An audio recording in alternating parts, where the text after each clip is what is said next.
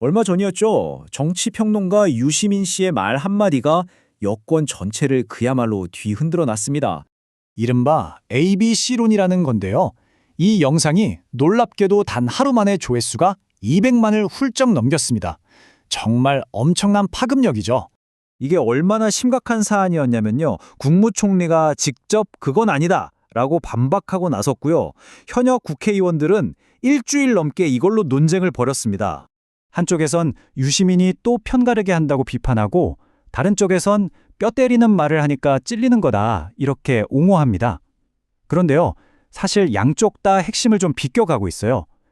오늘 저희가 던질 진짜 질문은 이겁니다. 대체 왜 이 한 사람의 말 한마디에 이렇게까지 거대한 파장이 일어나는 걸까요? 이 질문에 대한 답을 찾기 위해서 저희가 ABC론의 본질부터 과거 논란의 패턴, 그리고 그의 말이 소비되는 우리 정치 시스템의 구조까지 한번 차근차근 파헤쳐 보겠습니다. 자, 그럼 먼저 논란의 핵심 ABC론 그 자체부터 한번 들여다보죠. 도대체 무슨 내용이었을까요? 유시민 씨는 민주당 지지층을 동기에 따라서 A, B, C 이렇게 세 그룹으로 나눴습니다.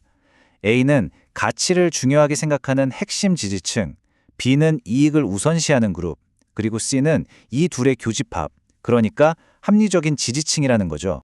그의 원래 메시지는 사실 명확했어요. 정치는 씨가 두꺼워야 안정된다.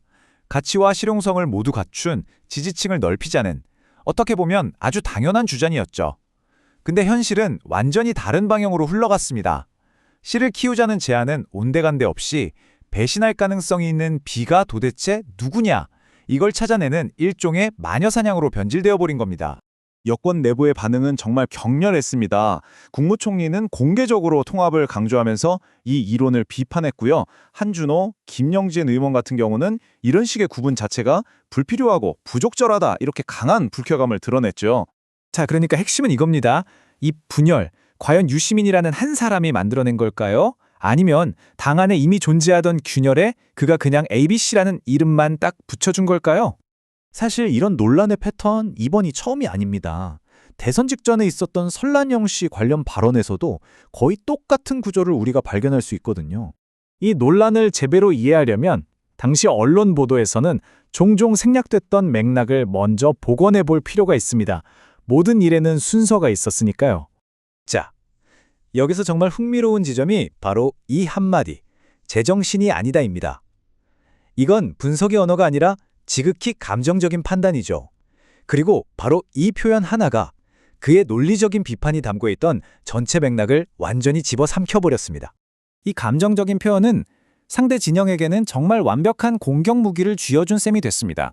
그의 분석 의도와는 전혀 상관없이 이 발언은 소수자 비하라는 프레임에 갇혀버렸고 결국엔 본인이 속한 정당에까지 부담을 주게 된 거죠. 바로 여기서 하나의 뚜렷한 패턴이 드러납니다. 그의 분석 자체는 날카로울지 몰라도 거기에 덧붙이는 감정적이고 또 무기화되기 쉬운 표현들, 바로 이 습관이 반복적으로 논란을 증폭시키는 구조인 셈입니다. 하지만 담론의 틀을 짜는 이 능력은 때로는 아주 강력한 무기가 되기도 합니다. 재래식 언론이라는 단어를 보면 우리는 그 긍정적인 측면도 확인할 수가 있거든요. 유시민 씨는 레거시 미디어라는 그냥 평범한 단어가 담지 못하는 비판적인 뉘앙스를 재래식이라는 말에 담아서 대중화시켰습니다. 마치 현대화가 필요한 재래시장처럼 말이죠. 이건 언론 비평의 판도를 바꾸는데 아주 효과적인 전략이었습니다. 이 단어가 퍼져나간 과정을 보면 그의 독특한 영향력을 알 수 있습니다.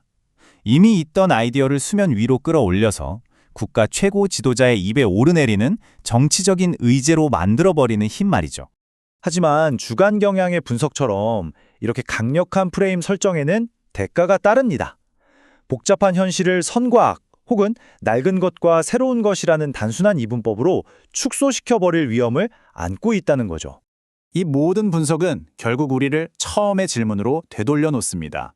이 모든 논란의 근본 원인, 과연 유시민이라는 한 개인에게 있는 걸까요? 아니면 그의 말을 소비하고 증폭시키는 우리 정치 시스템 자체에 있는 걸까요? 답은 둘 다입니다. 물론 논란의 빌미를 제공하는 그 자신의 화법에도 문제가 있죠. 하지만 더 근본적인 원인은 어떤 분석이든 진영의 무기로 바꿔버리는 우리 정치 담론의 구조적인 문제에 있다고 봐야 합니다. 결국 이런 구조에서는 유시민이 아니라 그 누가 논리적인 말을 하더라도 비슷한 운명을 맞이할 가능성이 높습니다. 분석은 곧 공격으로, 구분은 분열로 해석되고 마는 거죠. 그렇다면 이건 우리에게 훨씬 더 크고 본질적인 질문을 던집니다.